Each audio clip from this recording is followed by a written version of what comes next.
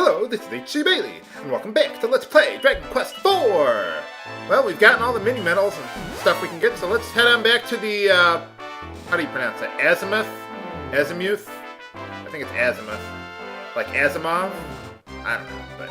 Anyway, we want to head over to this place first. And let's see, Juju Gurus, new ones. Let's see, they're pretty much susceptible to almost anything except SIDS. So let's use Boom on them. Pretty well immune to most status ailments. Oh crap. Ow! Oh, not again.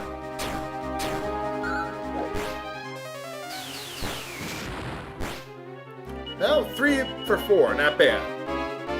But yeah, let's see, like I said, pretty much immune to most status ailments. They can use an Yggdrasil leaf to revive one of their fallen comrades, which is kind of weird. Kind of like how that Stump Grump could use a medical herb, or I think that was the name of it, whatever it is. But anyway, there's a little shrine here. You see that elevator there? Remember that for later, but we don't want to take that elevator just yet. We want to go down here. Because if you took the elevator, you wouldn't find a secret passage. Surely this must be the item that we came here for.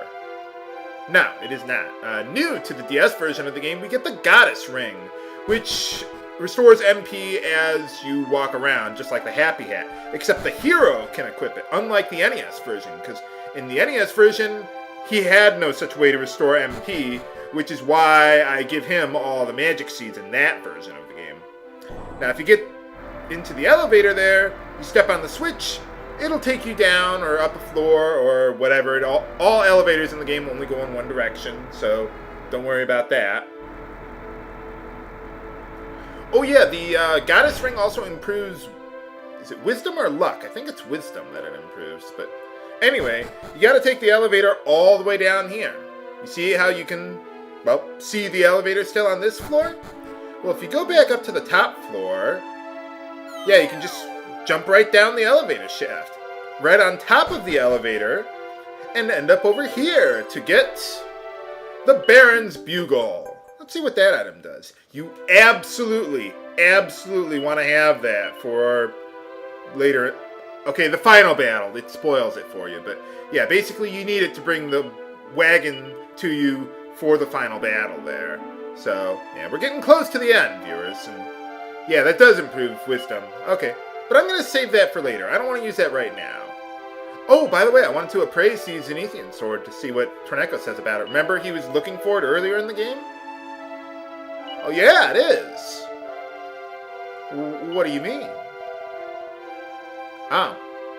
Yeah, it isn't kind of that ultimate sword, huh? Yeah.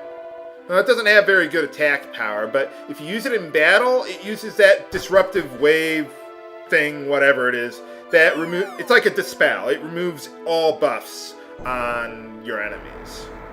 I think it's all enemies, or maybe it's just one, I don't know. I only use it during boss fights, so I never really thought about that. But anyway, you always want to hold on to it, even though in general I prefer the Miracle Sword because it restores HP, and that's just so good. It just makes your fighting so much more efficient because you don't have to stop to heal practically if you have enough of them. But anyway, okay, let's warp back to the Azimuth. I didn't really lose that much MP, so let's head on over to the tower they were telling us about. And, ooh, a Metal King Slime. This guy gives you 30,000 experience points if you can kill it. So let's see, Elena. Kirill has the liquid metal sword, doesn't he? I think he does. Let me double check that. Yeah, he does. Okay. Ah, nuts. Oh well. But yeah, they're obscene. I think there's another one called a Platinum Metal Slime, or Platinum King Metal, or Liquid, or I don't know. But anyway, but that's way later in the game. Now, you have to have all the pieces of the Zenithian equipment in order to enter this tower. Oh yeah, you know what? I forgot. I want to rearrange my party. If you're playing the NES version of the game, you have to have all the pieces of the Zenithian equipment equipped on the hero in order to enter there. You can't just have them in your inventory. We already do. So here's my setup. Pretty much the same as before. I changed around some accessories slightly, but yeah, pretty much the same as before. Bring whoever you want, whoever has the least experience, bring them along.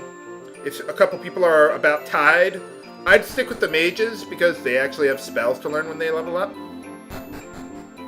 But anyway, that door leads to a dead end, so I wouldn't worry about it.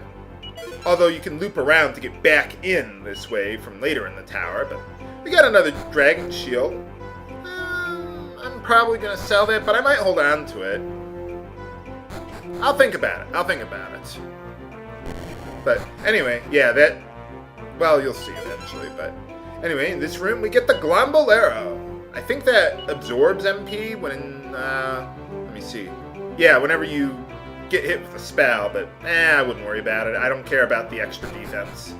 So, but anyway, you step on one of these things, and well, that's how you get around in Zenithia, I guess. No stairway denied. Yeah, we just take these little hover pads or whatever. I don't know, but that room is empty there, but yeah, there's another one right over here. Yeah, they kind of trick you with that. I missed that the first time I played the game, and I just kept on going in circles over and over and over again, and didn't realize, oh, there's one right behind it. So, yeah, that's how you're supposed to do all that. Just so you know, there are no enemies outside of the tower here. We're going to start running into dungeons that are like that, like the Colossus, or this area, where the enemies are only on the inside. So if you have a happy hat, and you're running low on MP, you could just go outside the dungeon, like to the ledge or something, walk around for a little while, get your MP restored, and then move along. So that's something you could do. Here's another Yggdrasil do. I don't think that's there in the NES version of the game, but whatever. By the way, with the NES version, I've heard that when it comes to like the Yggdrasil do and the Yggdrasil leaf, that, oh yeah, that pad down there that leads nowhere, or loops back. But yeah, with those Yggdrasil items, I believe, I've heard that if you put them in the vault, you can go back and get another one. In this version of the game, you can get more leaves if you give them to your reserve characters who are outside of your party. And then go back into the tree, pick up another one, give it to another reserve character after you leave, then come back, and so on and so forth. So, I'm not going to do that, but you can if you want. So, alright, there we go. Got a couple more mini medals there. Let's see, I think that's 49 and 50, so two more. So far, so good. I was just seeing if I could give the seeds to Elena there, but no. And that door we passed back there, that leads to a dead end, so don't worry about it. There are enemies in this tower, eventually. Where are they, though? I don't know. Well, so far we're getting pretty lucky. I wonder if the encounter rate just resets every time you leave or go outside. I don't know. But anyway, yeah, if you went in that door that I passed up earlier, it would have led up into the middle of this place, which, as you see there where the ladder is, it's a dead end. So, well, we got another Kaplunk Bracer. Awesome.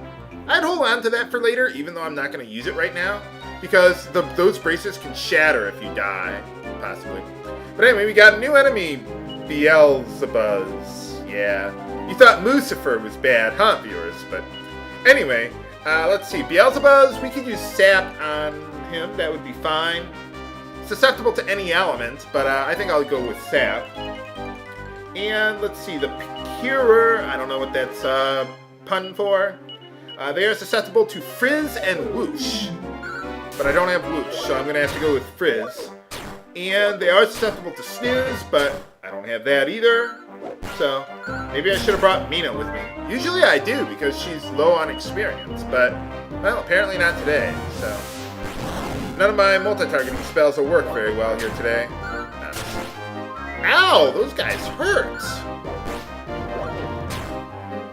Well, hopefully... Well, I hope Maya doesn't get hurt. And what are the odds that they'll hit her again?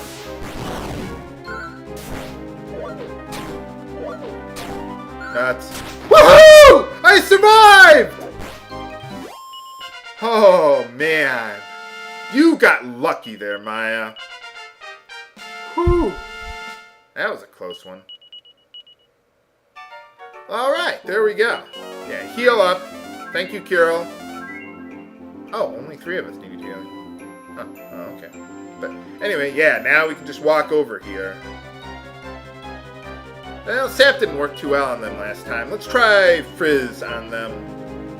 Or I could use Kassizzle.